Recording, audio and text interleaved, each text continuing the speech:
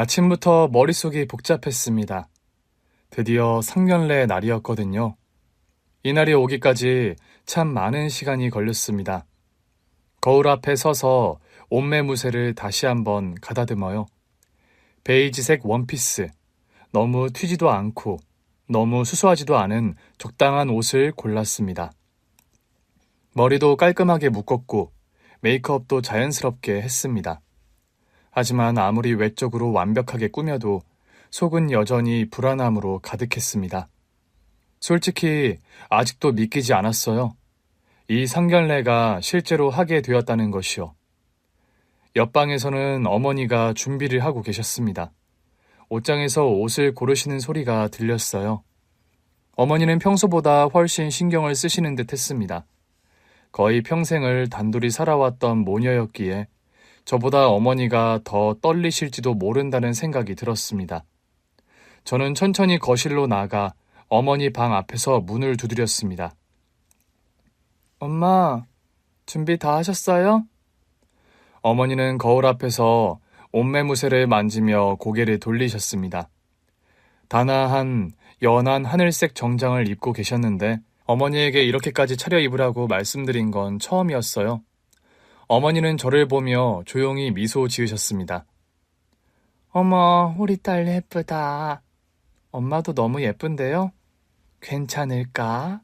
너무 차려입은 건 아닌지 모르겠네. 아니에요. 상견례 자리인데 이렇게 입으셔야죠. 저는 어머니의 어깨를 살짝 정리해드렸습니다. 어머니는 웃고 계셨지만 저보다 더 긴장하신 듯 했습니다. 솔직히 오늘 이 자리가 온다는 게 아직도 믿기지 않아. 저도요. 엄마는 제 손을 잡으며 한숨을 내쉬셨습니다. 네가 힘들었던 거 엄마가 다 알고 있어. 사실 난 상견례까지 가게 될 줄 몰랐어. 그 말에 저는 순간 가슴이 뭉클해졌습니다. 그도 그럴 것이 이 상견례가 성사되기까지 정말 많은 시간이 걸렸거든요. 그리고 너무나 많은 반대를 견뎌야 했고요. 처음 남자친구를 집에 데려왔을 때 어머니는 조심스러운 반응을 보이셨습니다. 남자친구가 좋은 사람이란 걸 누구보다 잘 아셨지만 상대 집안이 문제였어요. 남자친구 집은 우리가 살고 있는 환경과 너무도 달랐거든요. 그 차이를 가장 먼저 알아본 건 남자친구의 부모님이었습니다. 특히 예비 시어머니. 처음 시댁에 인사드리러 갔을 때 예비 시어머니는 겉으로는 우아하고 고상한 분위기를 풍겼어요. 기품 있고 세련된 말투, 조용한 미소. 하지만 그 속을 들여다보니 그 미소 뒤에는 차가운 벽이 하나 있었습니다.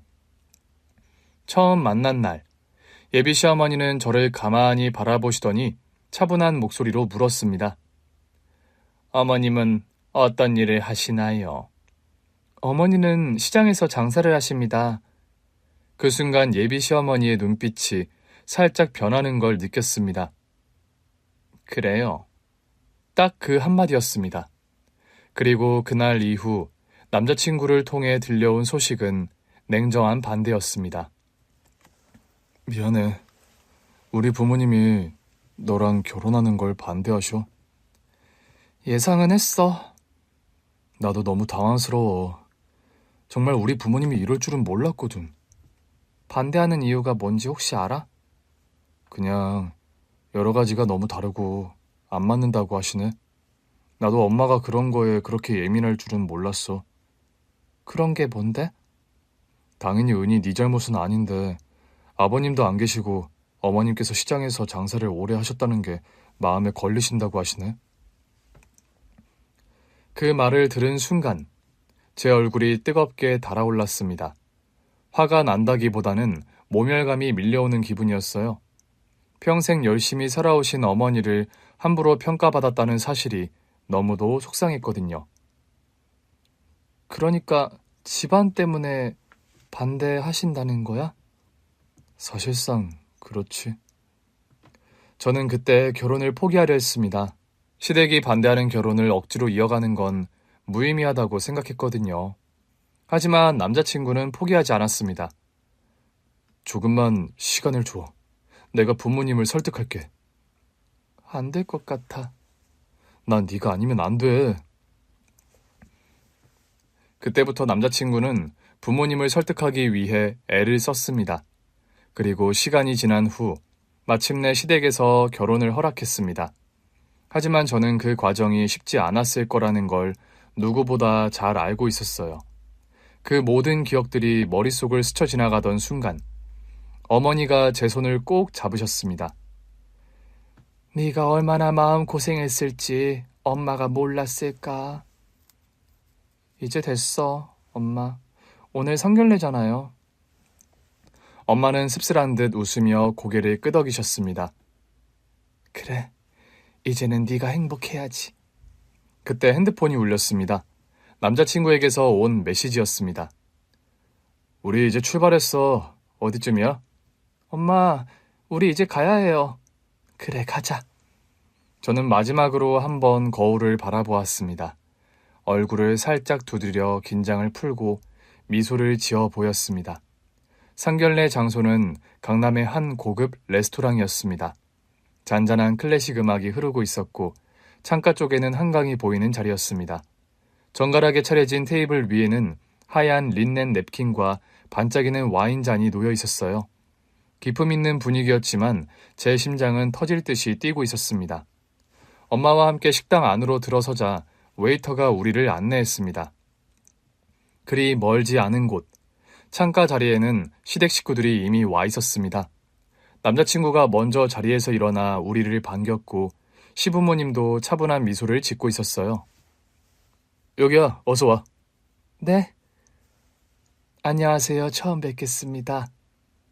엄마는 예의를 갖춰 허리를 숙였고 저는 그 옆에서 조용히 따라 인사했습니다.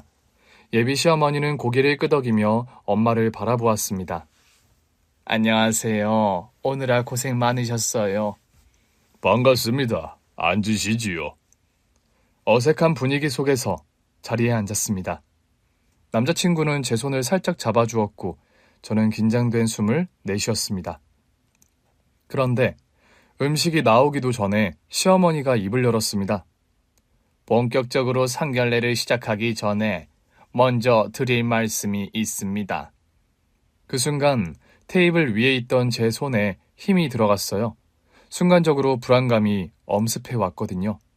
제가 인사를 드리러 갔을 때도 표정 하나 변하지 않고 시종일관 고상함과 우아한 분위기를 유지하던 시어머니였지만 그 뒤로 돌아온 것은 차갑고 냉정한 반대였거든요. 설마 이 자리까지 와서, 이 자리에서 우리 엄마를 모신 자리에서 생각지도 못한 행동으로 망신을 주고 이 자리를 망치려는 게 아닌가. 그 짧은 순간 5만 가지 생각이 머릿속에 가득했거든요. 그런데 시어머니의 말씀은 생각지도 못한 아주 의외의 말이었어요. 사실은 제가 많이 잘못했습니다. 순간 식탁 위의 공기가 정적에 휩싸였습니다. 시부도 시모를 바라보았고 남자친구도 살짝 놀란 듯 어머니를 쳐다보았어요. 제가 처음에 이 결혼을 심하게 반대했었잖아요.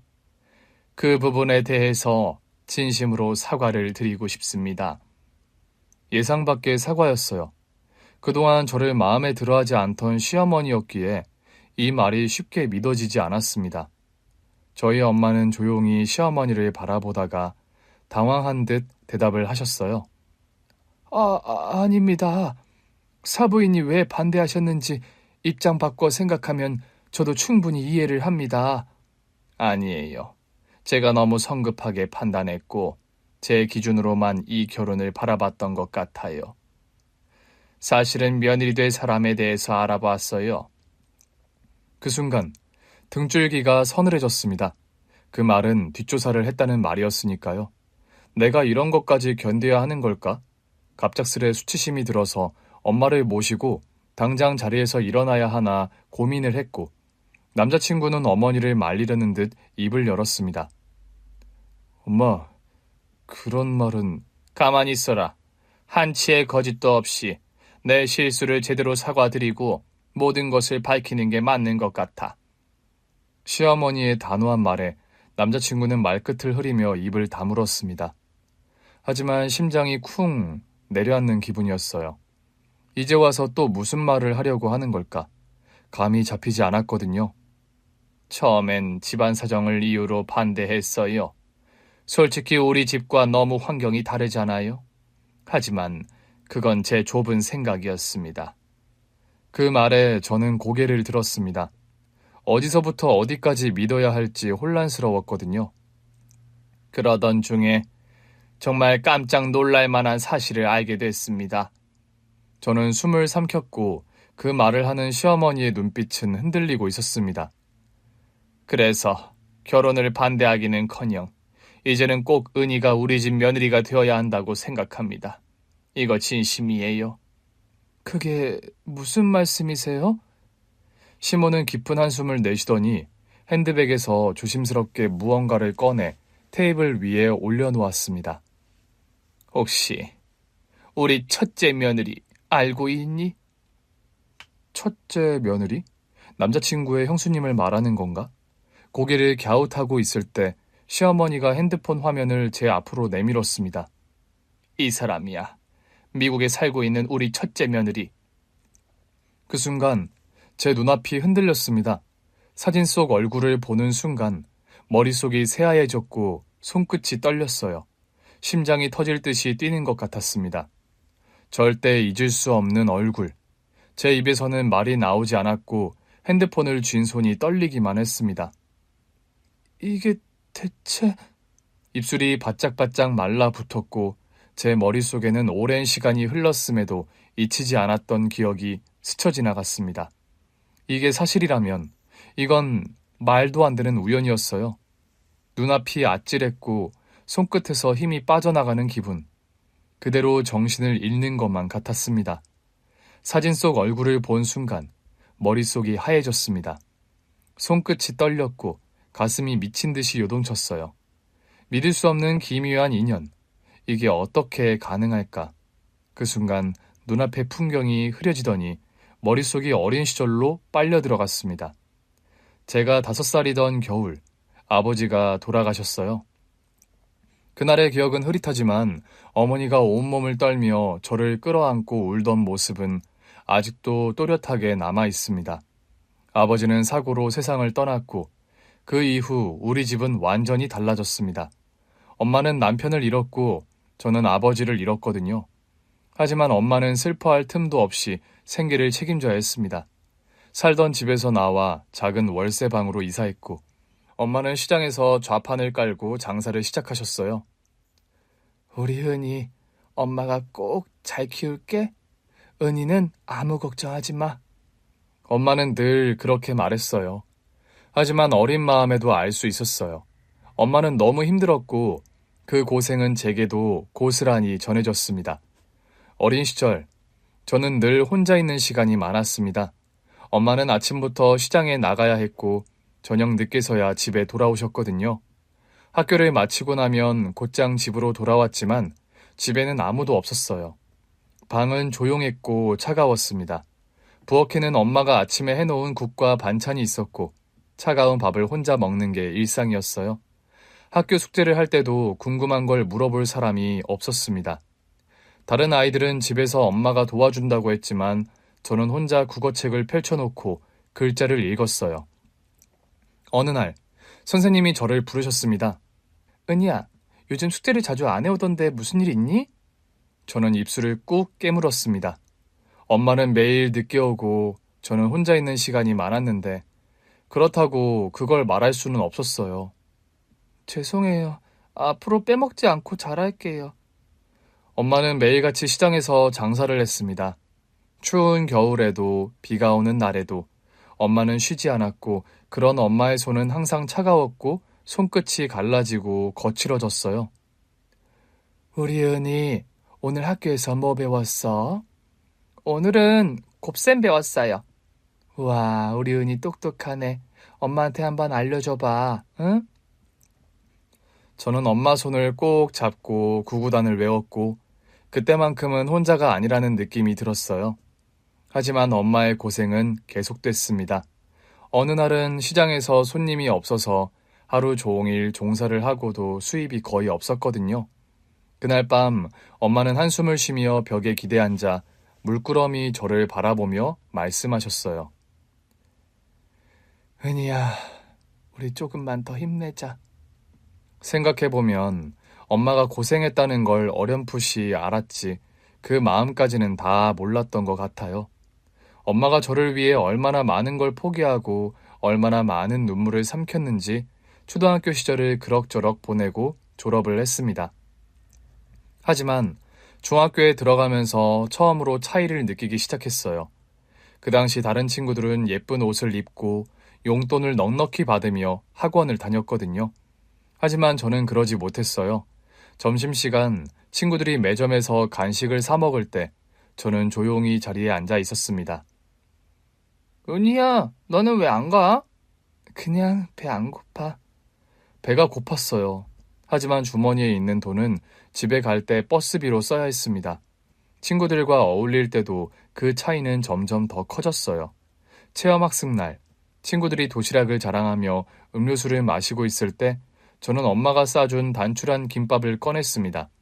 친구들은 좋은 음식들을 서로 나누었지만 저는 아무 말 없이 김밥만 먹었어요. 그렇게 소리 없이 점점 더 조용한 사람이 되어갔습니다. 고등학교에 가면서 저는 빨리 독립해야겠다고 생각했습니다.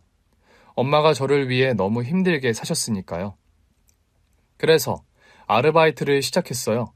방과 후에는 편의점에서 일하고 주말에는 카페에서 아르바이트를 했습니다. 엄마는 걱정하셨지만 저는 오히려 뿌듯했던 것 같아요. 은희야, 너 너무 무리하는 거 아니야? 아니에요, 엄마. 저 이제 혼자 용돈 벌 수 있어요.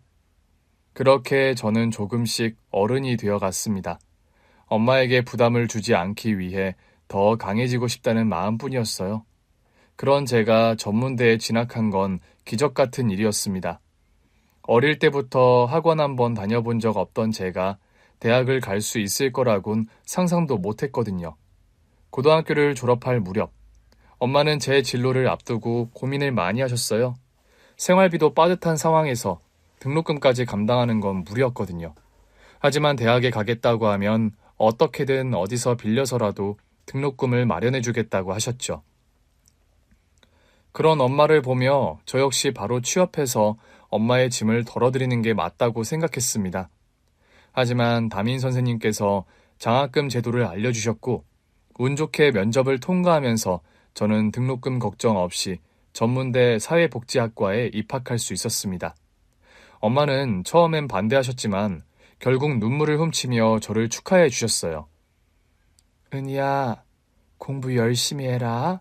엄마가 많이 못 도와줘서 미안하다. 엄마, 등록금 걱정 안 해도 돼요. 나 다 알아봐서 간 거예요. 그래도 생활비가 문제인데. 제가 알아서 할게요. 아르바이트도 할 거고 꼭 엄마한테 의지 안 해도 돼요. 엄마는 제 손을 꼭 잡으며 몇 번이고 고맙다는 말을 반복하셨어요. 저는 엄마의 눈물을 보며 꼭 졸업해서 좋은 직장을 구하고 우리가 조금이라도 나은 삶을 살 수 있도록 노력하겠다고 다짐했습니다. 대학 생활은 생각보다 쉽지 않았어요. 공부도 어렵고 무엇보다 생활비를 벌어야 했기 때문에 저는 하루하루를 바쁘게 살았습니다. 수업이 끝나면 바로 카페로 가서 아르바이트를 했고 주말에는 사회복지관에서 행정보조 일을 했습니다. 친구들은 여행도 가고 여유롭게 대학 생활을 즐겼지만 저에겐 그런 여유가 없었습니다. 하지만 후회는 없었어요. 저는 미래를 위해 한 발 한 발 나아가고 있었으니까요.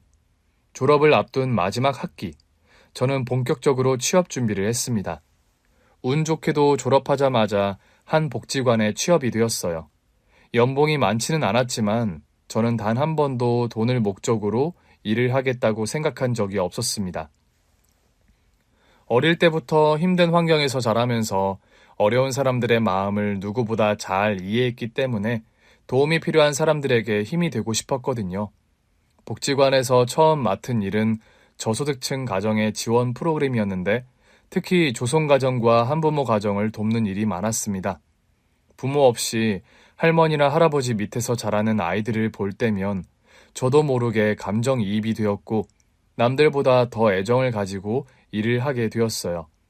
그러던 중 복지관에서 주최하는 봉사활동 프로그램을 담당하게 되었습니다.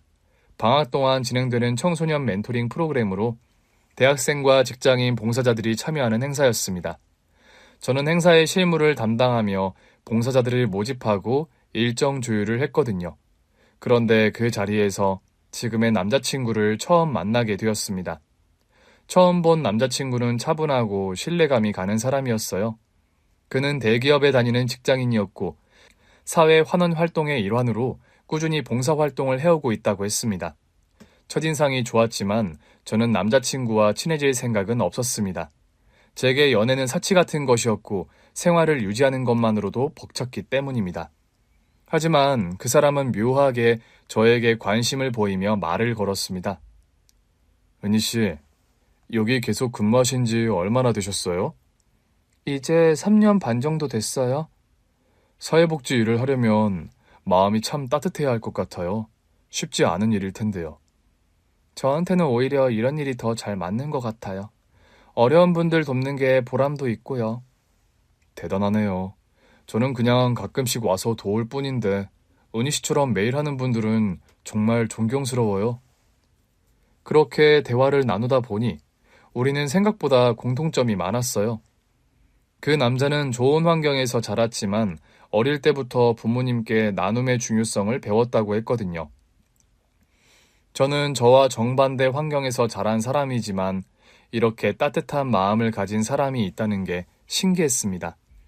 그리고 봉사활동이 끝난 후에도 남자친구는 저를 계속 찾았어요. 저녁 식사는 하셨어요? 퇴근하고 잠깐 커피라도 마실까요? 저 오늘 활동한 거 보고서를 작성해야 해서요. 일 끝나고라도 잠깐 얼굴 볼 수 있을까요? 그 사람은 다정했고 진심이 느껴졌어요.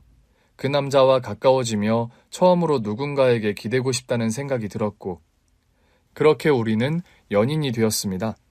바쁜 일상 속에서도 그 사람은 제 곁을 지켜주었고, 힘들 때마다 든든한 존재가 되어주었어요. 저는 가끔 스스로가 부족한 사람이라고 느꼈지만, 남자친구는 한 번도 저를 그렇게 대하지 않았습니다. 은희야, 너는 정말 멋진 사람이야. 넌 네가 생각하는 것보다 훨씬 더 멋있고 소중한 사람이야. 남자친구의 한마디에 눈물이 핑 돌았습니다. 늘 혼자라고 생각했는데 저를 있는 그대로 사랑해주는 사람이 생겼다는 게 믿기지 않았거든요.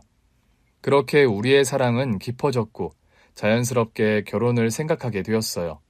하지만 저는 시댁에서 저를 반길지 확실할 수 없었습니다. 남자친구는 좋은 집안에서 자랐고 저는 그에 비해 너무 초라해 보였기 때문입니다. 오빠 부모님께서 나를 받아들여 주실까? 부모님이 아니라 내가 너랑 결혼하는 거야. 내가 설득할게. 넌 걱정할 필요 없어. 그렇게 우리는 결혼을 생각하게 되었고 결국 그의 부모님께 인사를 드리러 가게 되었어요. 남자친구의 부모님께 인사를 드리는 날, 저는 아침부터 분주하게 준비를 했습니다. 최대한 단정하고 깔끔하게 보이고 싶어서 차분한 색의 원피스를 입었습니다. 엄마와 함께 정성껏 준비한 선물과 과일 바구니를 손에 들었고 엄마는 저를 보며 몇 번이고 손을 꼭 잡아주셨습니다. 흔이야, 너무 긴장하지 말고 그냥 평소처럼 하면 돼. 처음으로 인사드리는 건데 실수하면 안 되잖아요. 너무 떨려, 엄마. 네가 실수할 게 뭐가 있니? 네가 얼마나 예의 바르고 착한데 너무 위축되지 마. 엄마의 응원에도 불구하고 차를 타고 가는 내내 심장이 두근거렸습니다. 남자친구는 제 손을 꼭 잡아주며 웃어 보였어요. 괜찮아. 그냥 편하게 해. 우리 부모님도 은희 보면 좋아하실 거야. 혹시라도 실망스러운 모습 보이면 어떡하지? 그런 걱정하지 마. 너는 그냥 있는 모습 그대로 평소처럼 하면 돼. 남자친구의 말에도 불안한 마음은 쉽게 가라앉지 않았어요. 차는 점점 목적지에 가까워졌고 저 멀리 고급스러운 주택들이 보이기 시작했습니다. 남자친구의 부모님이 사는 집은 신도시에 위치한 타운하우스였어요. 몇 세대만 사는 고급 빌리지 같은 느낌의 모던하고 세련된 건물들이 줄지어 있더라고요. 입구부터 보안이 철저해 보였고 도로도 깨끗하게 정리되어 있었습니다. 여기가 부모님 댁이야? 그냥 여기 동네 자체가 조용한 편이라서 좋다고 하시네. 교통편이 막 좋지는 않아서 차가 필수야. 그 말을 들으며 저도 모르게 손에 든 과일 바구니를 더욱 꼭 쥐었어요. 이곳에 사는 사람들과 저는 전혀 다른 세계에서 살고 있다는 느낌이 들었거든요. 차가 집 앞에 도착하고 남자친구가 먼저 차에서 내려 문을 열어주었습니다. 가자. 너무 긴장하지 말고. 고마워. 집으로 들어서자 높은 천장인 거실이 인상적이었어요. 천장에는 크리스탈 조명이 반짝였고 벽에는 세련된 그림들이 걸려 있었습니다. 곳곳에 화려한 식물들이 배치되어 있었고 실내 인테리어는 깔끔하면서도 고급스럽더라고요. 거실 한쪽에 시부모님이 앉아 계셨어요. 남자친구의 아버지는 점잖은 분위기를 풍겼고 어머니는 고상하고 우아한 분위기를 풍기고 있었습니다. 남자친구가 먼저 인사를 드렸고 저도 조심스럽게 고개를 숙였습니다. 안녕하세요. 처음 뵙겠습니다. 네, 반가워요. 시부모님은 한동안 가만히 저를 바라보셨어요. 그러다 시아버지가 살짝 미소를 지으며 말씀하셨습니다. 그래요. 먼 길 오느라 고생 많았어요. 어서 와요. 앉으세요. 저는 준비해온 과일 바구니와 선물을 내밀었습니다. 저 이거 어머님 아버님께 드리려고요. 이런 것까지 준비할 필요 없었는데. 고마워요. 시어머니는 과일 바구니를 건네받으며 미소를 지었지만 그 시선은 가만히 저를 살펴보는 듯 했습니다. 저는 최대한 평정심을 유지하며 자리에 앉았어요. 식탁에는 미리 준비된 음식들이 정갈하게 차려져 있었습니다. 식사가 시작되었는데 시아버지는 말이 많지 않으셨습니다. 조용히 식사를 하시며 가끔씩 저와 시어머니를 바라볼 뿐이었던 반면 시어머니는 이런저런 질문을 던지셨습니다. 은희 씨, 지금 하는 일이 사회복지 관련 일이라고 했죠? 네, 복지관에서 일하고 있습니다. 주로 조손 가정이나 한부모 가정을 지원하는 업무를 맡고 있어요. 보람 있는 일이겠어요. 그런데 힘든 점도 많겠네요. 네, 가끔은 감정적으로 힘들 때도 있지만 그래도 이 일이 저한테 잘 맞는다고 생각해요. 어려운 분들을 도울 수 있다는 게 보람되거든요. 그래요. 좋은 일이긴 하네요. 시어머니는 고개를 끄덕이며 조용히 식사를 이어갔습니다. 저는 나름 무난하게 인사를 마쳤다고 생각했어요. 시어머니가 특별히 부정적인 반응을 보이지 않았기 때문에 적어도 나쁘지 않는 분위기라고 생각했거든요. 하지만 그건 저의 착각이었습니다. 집으로 돌아온 다음 날, 남자친구에게서 전화가 왔습니다. 목소리가 평소와 달리 어두웠어요. 은희야, 우리 부모님이 결혼 반대하셔. 그 순간 심장이 철렁 내려앉았습니다. 뭐? 순간 모든 것이 무너지는 느낌이었습니다. 기대하지 말았어야 했는데 그래도 혹시나 하는 마음이 있었나 봅니다. 핸드폰을 쥔 손에 힘이 들어갔어요. 오빠는 어떻게 생각해? 나는 너랑 결혼할 거야. 하지만 부모님을 설득해야 할 것 같아. 그러니까 조금만 시간을 줘. 저는 아무 말 없이 창밖을 바라보았어요. 그날 보았던 고급스러운 집, 넓은 거실, 반짝이던 샹들리에가 머릿속을 스쳐 지나갔습니다. 애초에 어울릴 수 없는 세계였던 걸까? 그런 생각이 들었습니다. 하지만 남자친구는 저에게 했던 약속을 지켰어요. 정말로 부모님을 설득했고 상견례를 하게 되었거든요. 그런데 상견례 중 내 뒷조사를 했다며 결혼 심하게 반대한 걸 사과하는 시모. 널 며느리 삼아야 할 이유가 있어. 혹시 우리 첫째 며느리 알고 있니? 미국에 있는 첫째 며느리라며 시모가 내게 사진을 보여준 순간 그 자리에서 개거품 물며 기절했습니다. 사진 속 얼굴을 보자마자 숨이 턱 막혔어요. 손끝이 얼어붙은 것처럼 떨렸고 심장이 요동쳤습니다. 너무도 익숙한 얼굴이었거든요. 하지만 도저히 이 자리에서 그 얼굴을 볼 수 있다고는 상상도 하지 못했습니다. 이건 말도 안 되는 일이었어요. 이 사람이 시어머니의 첫째 며느리라고? 제 머릿속은 갑자기 어린 시절로 되감기듯 빨려 들어갔습니다.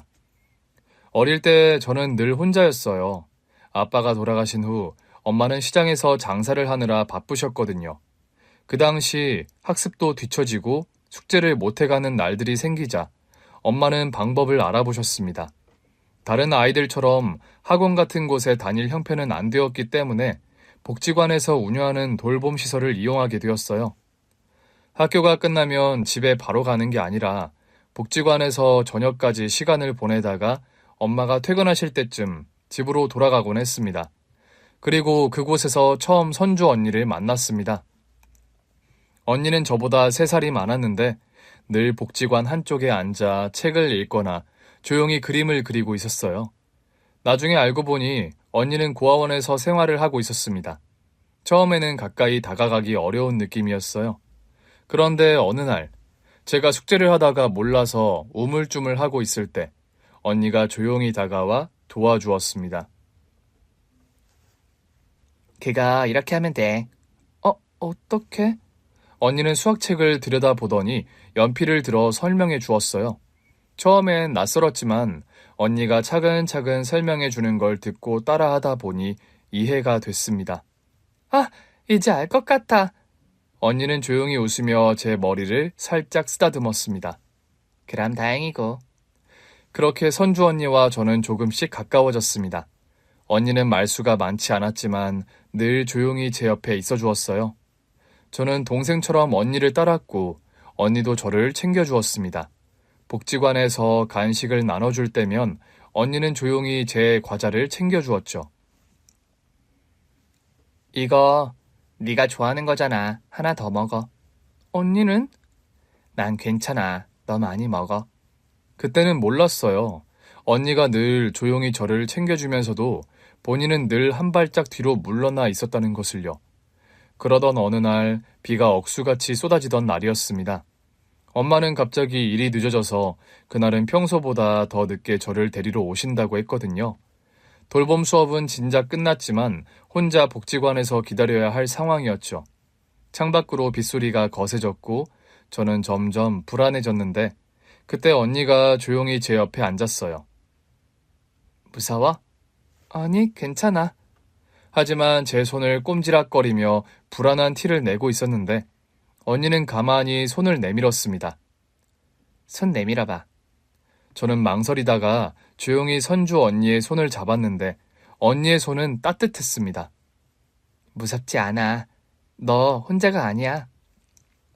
그날 저는 선주 언니의 손을 꼭 잡고 빗소리를 들었어요. 그때 처음으로 느꼈던 것 같아요. 만약 친언니가 있다면 이런 느낌일 거라고. 그날 이후 우리는 더욱 가까워졌습니다. 그렇게 선주 언니와 친하게 된 그해 여름, 언니와 함께 수련회에 가게 되었을 때 저는 마냥 들떠 있었어요. 고아원과 봉사단체에서 주최하는 여름 캠프, 수련회가 열렸는데 그 수련회에 참여를 하게 되었거든요. 엄마는 며칠 동안 엄마와 떨어져서 지방으로 간다는 것 때문에 엄청 반대를 하셨는데 엄마를 조르고 설득해서 간신히 참여를 하게 되었습니다. 저한테는 그런 여름 수련회가 처음이었고 무엇보다 선주 언니와 함께 간다는 것이 기대되었어요. 수련회 장소는 한적한 시골 마을 근처의 캠핑장이었고 강과 산이 어우러진 곳이었습니다. 우리는 3박 4일 동안 함께 지내며 다양한 활동을 했습니다. 첫날에는 숲 체험과 캠프파이어를 했고 둘째 날은 모두가 가장 기대하던 물놀이 시간이었죠. 아이들은 다들 수영복으로 갈아입고 물속으로 뛰어들 준비를 하고 있었고 저와 선주 언니도 함께 강가로 향했습니다. 은희야, 너 수영할 줄 알아? 아니, 나 물은 좀 무서워. 언니는? 나도 잘 못해. 그냥 발 담그는 정도? 우리는 강가 가장자리에 앉아 조용히 물에 발을 담갔습니다. 다른 아이들은 신나게 물장구를 치고 있었고 몇몇은 튜브를 타며 떠다녔어요. 물가에 반짝이는 햇빛을 보고 있는데 몸이 나른해지는 것 같았고 저도 모르게 깜빡 잠이 들었던 것 같습니다. 그러던 중 갑자기 소란스러운 소리에 눈을 떴던 것 같아요. 그런데 바로 옆에 있던 선주 언니가 없다는 걸 알게 되었습니다. 선주 언니 어디 갔어? 아이들이 우르르 몰려 소란스러운 쪽으로 갔는데 순간 저 멀리 물살이 빠른 곳에서 허우적거리는 언니가 보였어요. 언니가 물에 빠진 것이었습니다. 언니, 선주 언니! 주변에 있던 친구들은 발을 동동 구르고 있었어요. 그런데 조금 전만 해도 함께했던 인솔 선생님이 보이지 않았습니다.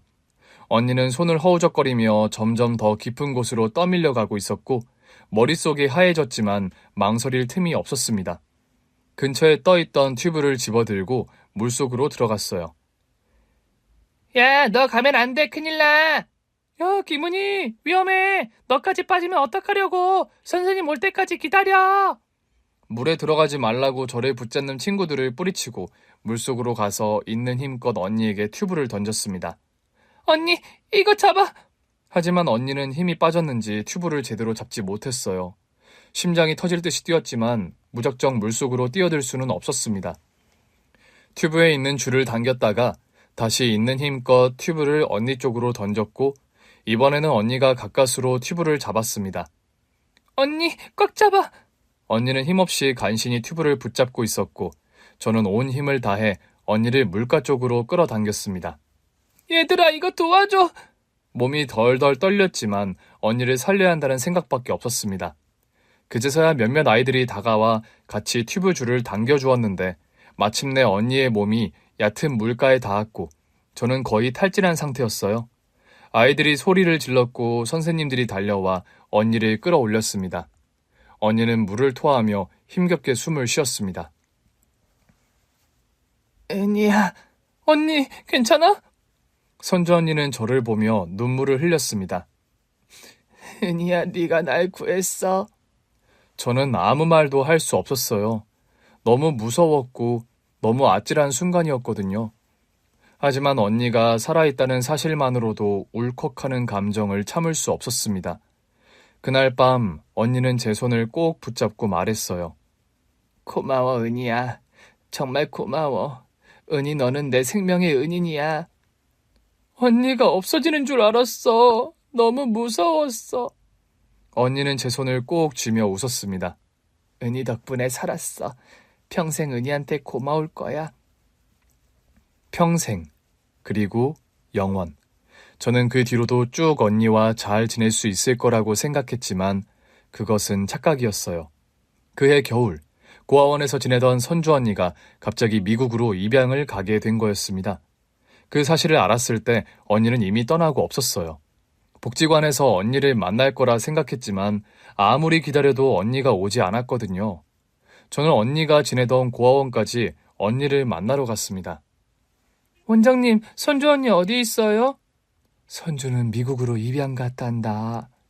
입양이요? 그래, 선주한테 엄마 아빠가 생긴 거야. 훌륭한 분들이 키우기로 했어. 선주한테 좋은 일이야. 선주 언니한테 좋은 일이라고 했지만 저는 받아들일 수 없었어요. 몇 달 전 물에서 언니를 끌어당기던 순간이 머릿속에 생생한데 언니가 어느 날 갑자기 사라져 버리다니요. 그렇게 한동안 멍하게 있었습니다. 그리고 그 이후 복지관에서도 고아원에서도 선주 언니를 만날 수 없었어요. 그렇게 어린 시절 선주 언니와 기억은 점점 희미해져 갔고 저는 어느새 그것을 잊고 살아갔습니다. 그런데 상견례 자리에서 시어머니가 보여준 사진 속 얼굴, 시어머니의 첫째 며느리라는 그 사람은 바로 선주 언니였습니다. 믿을 수 없었어요. 어떻게 이런 일이 가능한 걸까요? 저를 감싸던 감정은 충격, 그리고 혼란이었습니다. 선주 언니, 어린 시절, 저를 가장 아껴주고 제 손을 놓지 않았던 사람. 하지만 어느 날 갑자기 입양을 가면서 연락이 끊겼던 언니. 그런데 선주 언니가 시댁의 첫째 며느리라고? 네가 놀랄만도 하겠구나. 이게 도대체 어떻게 된 일이에요? 저는 목이 바짝 타들어가는 기분이었어요. 시어머니는 제 표정을 살피더니 한숨을 쉬고 차분하게 말을 이었습니다. 우리 첫째 며느리도 이렇게 인연이 이어질 거라고는 정말 그 누구도 몰랐지. 그런데 돌고 돌아 이렇게 이어지는 게 나 역시도 너무 신기할 따름이다. 시어머니는 핸드폰을 내려놓고 손가락을 깍지 끼며 조용히 이야기를 시작하셨습니다. 미국으로 입양을 간 선주 언니는 좋은 양부모를 만나 새로운 삶을 살게 되었다고 하더라고요. 미국 언니의 양부모님은 학식이 깊고 따뜻한 분들이셨고 선주 언니를 친자식처럼 아껴주었다고 했습니다. 그렇게 미국에서 안정적으로 성장한 언니는 성실하게 공부해 우수한 성적으로 대학을 졸업하고 대학원까지 진학했다고 했습니다. 그리고 그곳에서 남편의 형을 만나게 되었다고요. 두 사람은 같은 연구실에서 만났고 자연스럽게 가까워졌다고 했습니다. 서로의 가치관이 잘 맞은 두 사람은 결혼을 결심했다고요. 처음엔 반대했었지. 선주가 입양하라는 사실이 우리 가족에게는 생소했거든. 하지만 선주는 너무나 따뜻하고 성실한 아이였어. 누구보다도 가정을 소중히 여기는 아이였고 우리 집에도 금방 녹아들었어. 선주 언니는 한국에서 결혼식을 올리고 다시 미국으로 돌아갔다고 했습니다. 비록 멀리 떨어져 살지만 시댁에서 첫째 며느리로 인정받으며 살고 있었어요. 가족들에게 감사하는 마음을 늘 표현했고 시부모님도 선주 언니를 점점 아끼게 되었다고 하더라고요. 그런데 제가 선주 언니와 인연이 있다는 걸 어떻게 아신 거예요? 시어머니는 제 눈을 바라보며 말을 이어갔습니다. 사부인, 다시금 죄송하다는 말씀을 드립니다. 어려운 환경 속에서 사부인이 온갖 고생을 하며 키운 딸인데 사실 처음 우리 집에 인사를 왔을 때 솔직한 마음으로 제가 결혼을 반대했어요. 그냥 저한테 선입견이 있었던 것 같아요. 가난하고 어렵게 자랐기 때문에 뭔가 억셀 것 같고 결혼으로 인해 우리 아들이 고생을 할 것처럼 보였거든요. 그래서 아들한테 너무 서두르지 말라고 시간을 갖고 좀 더 생각해 보자고요. 좀 더 좋은 사람 만날 수 있고 어울리는 짝이 있을 수 있다고 그리 말을 했었네요.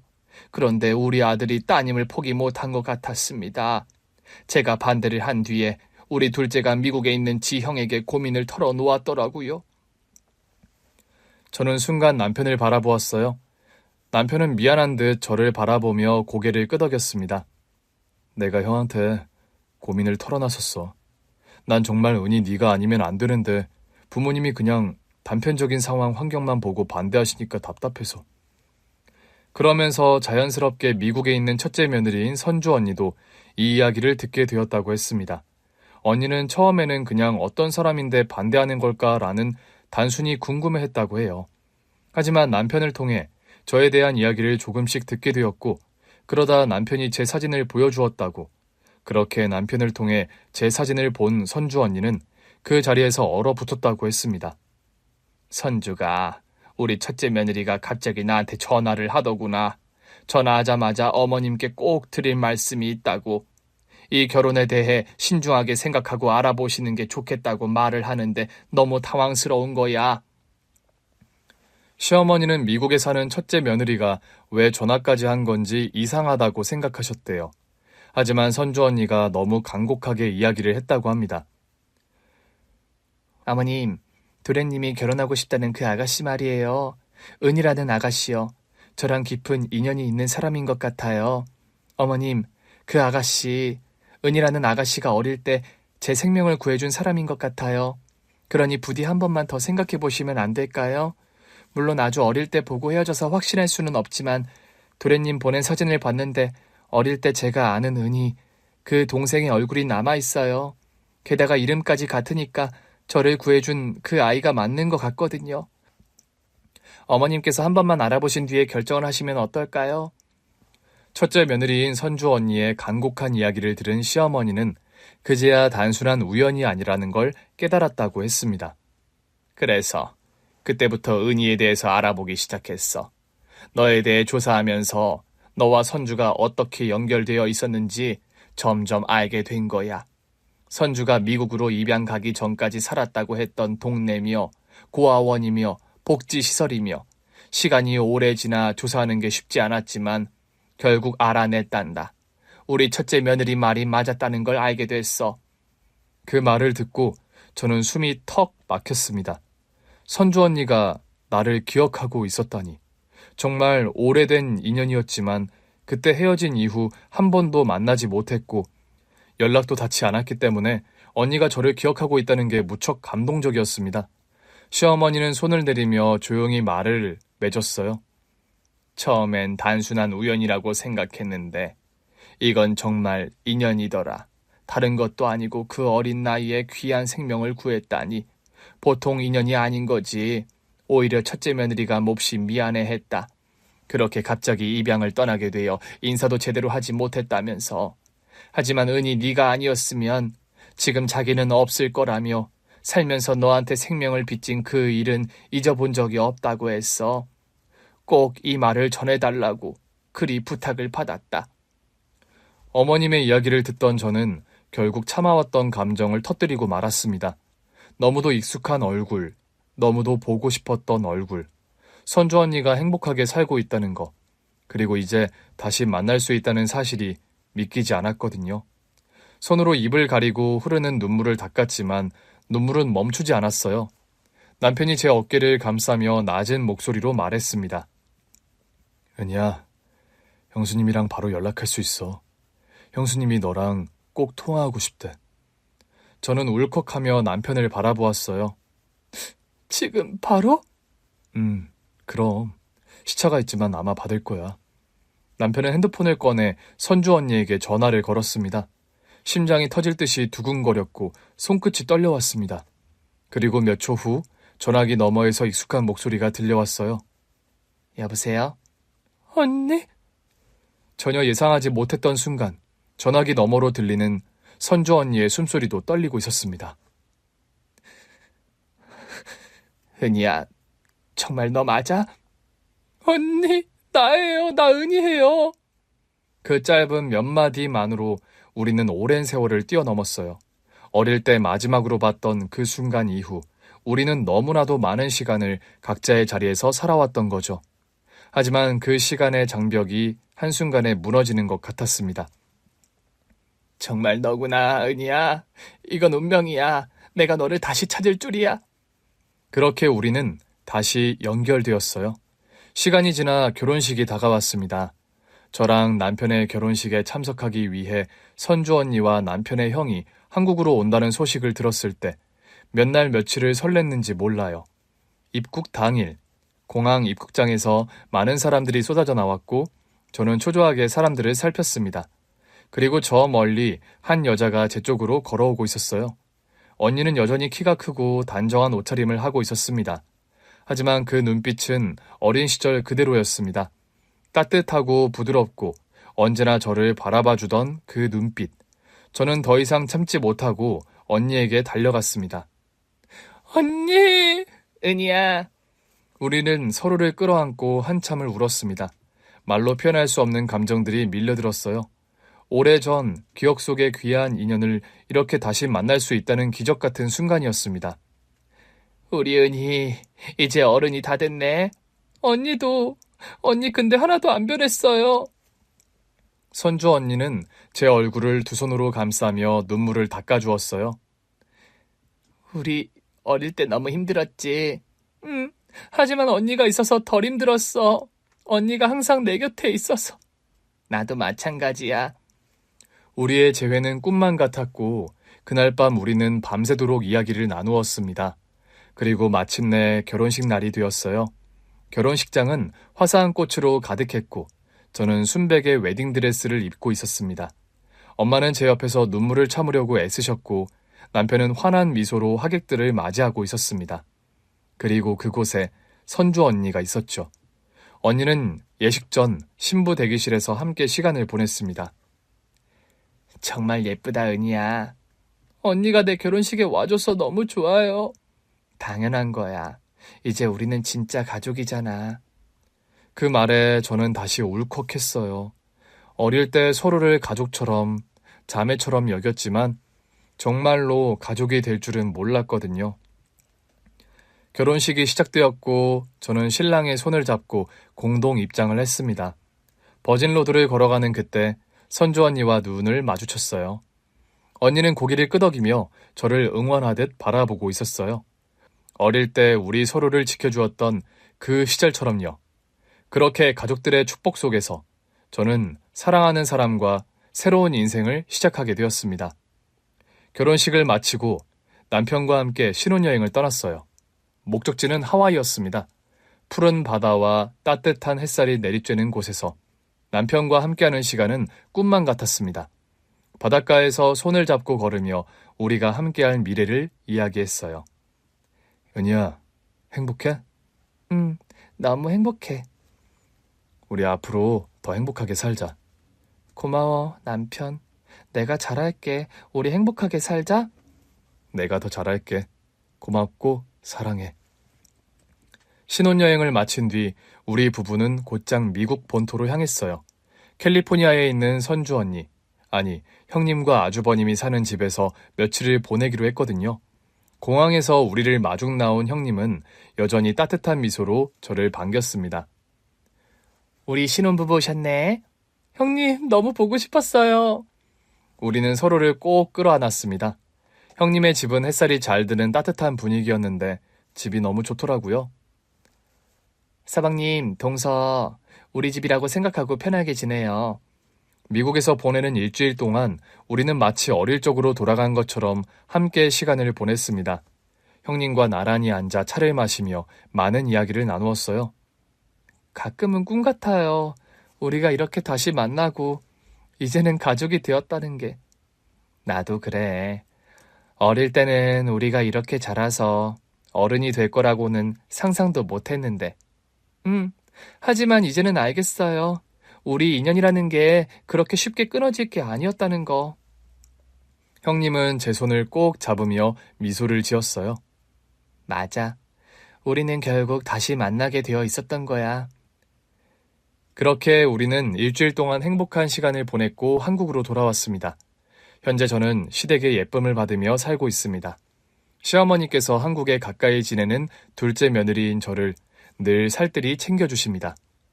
그래, 며느라가 이번 주말에 들린다고? 네, 어머님. 남편이 어머님 음식 그리워하는 것 같아서요. 사실 저도 그래요. 알겠다. 뭐 먹고 싶은지 미리 이야기만 해. 알겠지? 감사해요. 어머님 주말에 뵐게요. 어머님은 자주 안 와도 된다고 하셨지만 내심 저희 부부가 오는 걸 무척 반기시는 걸 알고 있었기 때문에 종종 찾아뵙고 있어요. 또 미국에 사는 형님과도 자주 연락을 하면서 지내고 있습니다. 형님, 언제 한국에 또 오세요? 조만간 갈 거야. 지금 남편이랑 휴가 일정 맞추고 있거든. 한국 가면 그때 우리 여행 가자. 좋아요. 그렇게 눈에 보이지 않지만 결코 끊어지지 않았던 인연이 제 삶을 따뜻하게 감싸고 있네요. 저는 매 순간 이 기적 같은 만남에 감사하며 살아가고 있습니다.